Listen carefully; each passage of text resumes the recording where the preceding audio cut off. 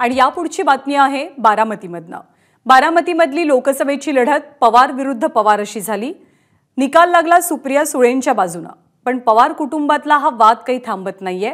हा वाद आता पुढच्या टप्प्यावर पोहोचला का हा प्रश्न उपस्थित झालाय, कारण बारामती कुस्तीगीर परिषद अध्यक्षपदावरनं युगेंद्र पवारांना हटवण्यात आलंय। दरम्यान आपल्याला न कळवताच आपल्याला पदावरनं हटवल्याचा दावा युगेंद्र पवार यांनी केलाय।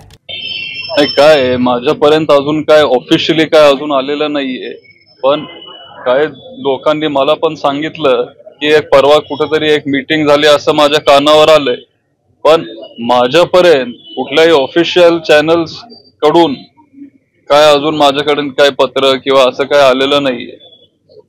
आत्ताच म्हणजे निवडणूक झाल्यानंतरच ही चर्चा का सुरू झाली? मला काय त्याच्यावर काय सांगता येणार नाही। चर्चा आहे, शेवटी आता काय कोणीही कशावरही चर्चा करेल, पण ते खरीच असेल असं नसतं ना। आपण बघितलंय की कुस्तीगीर पैलवान देखील तयार झाले आणि आता हे चर्चेला उदाहरण का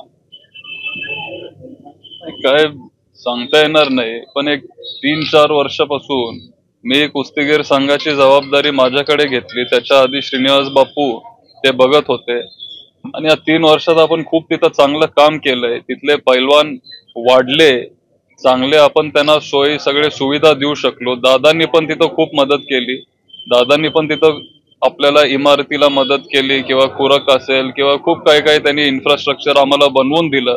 पण आम्ही पण तिथं पैलवानांना प्रोत्साहनित केलं।